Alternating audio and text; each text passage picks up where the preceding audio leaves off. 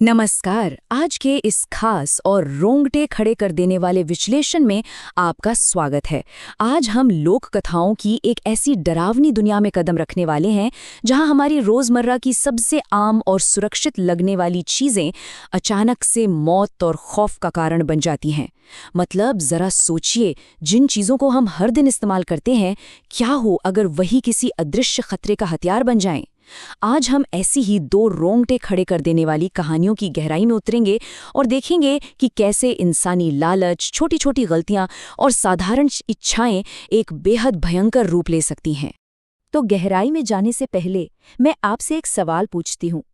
जरा इस बात पर गौर कीजिए, एक साधारण सी गांव की आटा चक्की और मेघालय के एक छोटे से रेलवे स्टेशन पर मौजूद एक गिलास दूध, इन दोनों के बीच आखिर क्या कनेक्शन हो सकता है?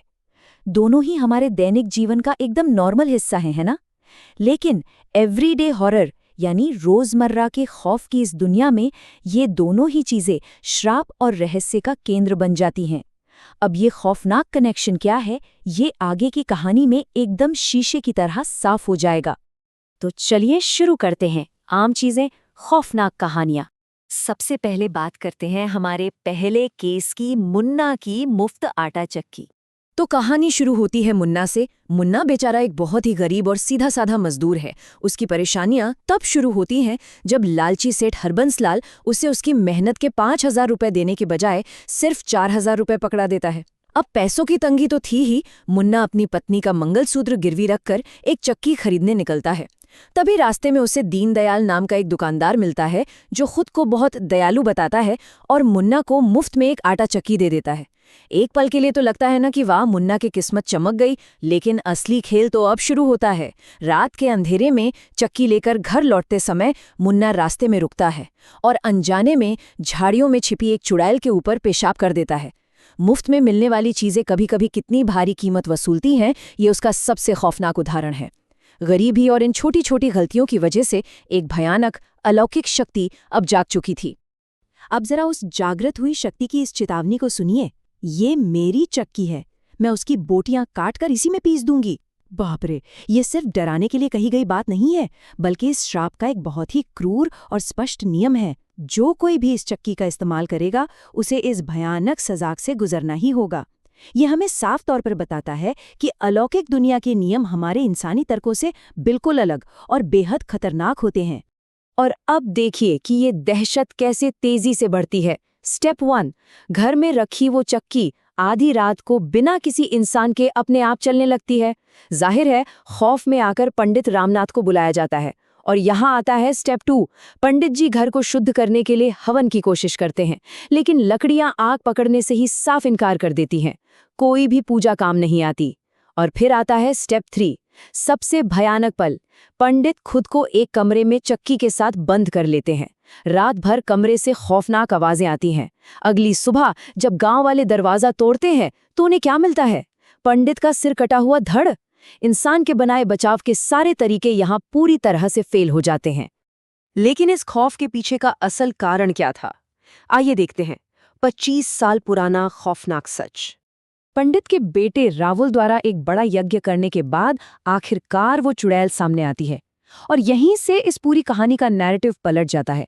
असल में ये कोई बिना वजह किया गया रैंडम हमला था ही नहीं। 25 साल पहले पंडित रामनाथ और उसी तथाकथित दयालु व्यापारी दीनदयाल ने मिलकर उस चुड़ैल की मां को बुरी तरह प्रताड़ित किया था, जिसके बाद उस पूरे परिवार को मार दिया गया। तो ये उसी पाप का कर्म चक्र था।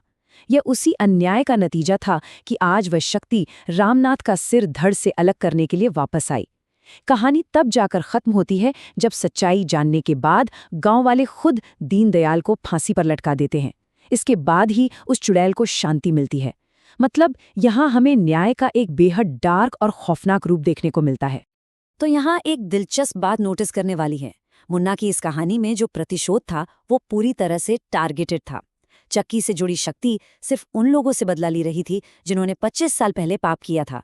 लेकिन दूसरी तरफ होता है एक अंधा श्राप, एक ऐसा खौफनाक खतरा जो किसी पुराने पाप या लॉजिक को नहीं मानता। अगर कोई भी उसका नियम तोड़ता है तो बस खेल खत्म। और यही ब्लाइंड कर्स हमें ले जाता है हमारे आज के दूसरे केस स्टडी की तरफ, मेघालय का दूध वाला श्राप।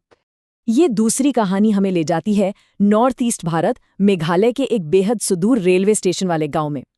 और यहाँ इस अंधे श्राप के नियम सुनेंगे तो आप दंग रह जाएंगे। पूरे गांव में दूध पीने या इस्तेमाल करने पर पूरी तरह से पाबंदी है। कोई इसके बारे में बात तक नहीं करता, क्योंकि एक भटकती हुई शक्ति इस नियम का कड़ाई से पहरा देती है। सजा एकदम सिंपल और भयानक है। दूध का इस्तेमाल किया तो तुरंत सिर धड़ से अलग। लेकिन भाई, मानवीय इच्छाएं कहाँ किसी खतरे को मानती है। चंदन नाम का एक शख्स जो गांव में नया आया है, अपनी पत्नी गिरजा की खीर खाने की जिद पूरी करने के लिए बाहर से छिपकर दूध ले आता है। जरा सोचिए, एक मामूली सी कटोरी खीर कैसे मौत का खुला निमंत्रण बन जाती है। जैसे ही दूध की वो बूंदें गांव की सीमा में आती हैं, दहशत का खेल शुरू हो जाता है। शुरुआत होती है एक खौफनाक वार्निंग से।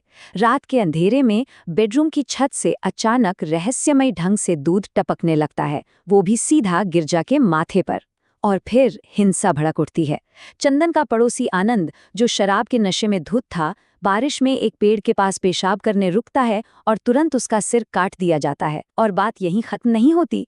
वो चुड़ैल सीधे चंदन के घर की रसोई में पहुंच जाती है और उबलती हुई खीर से गिरजा का पूरा चेहरा बुरी तरह जला देती है। और ये सब क्यों हुआ? सिर्फ इसलिए क्योंकि गांव में दूध लाया गया था। कोई लॉजिक नहीं, बस एक अंधेर नियम का कहर। लेकिन जहां खौफ है, वहां उम्मीद भी है। दिव्य चाकू से चुड़ैल का अंत। इस अंधे श्राप को तोड़ने का सिर्फ और सिर्फ एक ही उपाय था, दिव्य चाकू।